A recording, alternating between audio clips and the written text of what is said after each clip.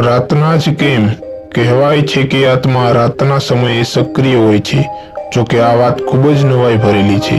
દિવસમાં તે કેમ અસક્રિય હોય છે અને રાતના જ કેમ સક્રિય હોય છે અને શાંત વાતાવરણમાં તે હોવાનો અહેસાસ થાય છે.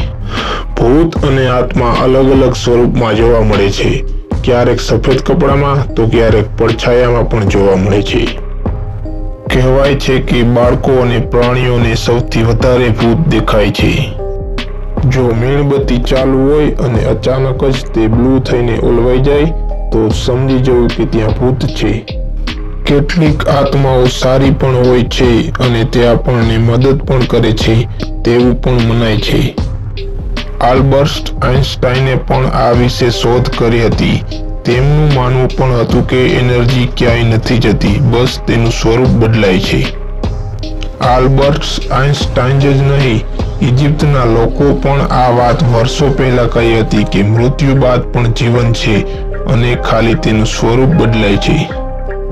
કહેવાય છે કે વ્હાઇટ હાઉસ બહુ બધા ભૂતોનું ઘર છે. અહીંના પૂર્વની તરફ આવેલા કક્ષામાં અબિગલી એડમની આત્મા ભટકે છે, જે આ જગ્યાએ કપડાં સૂકવતી હતી.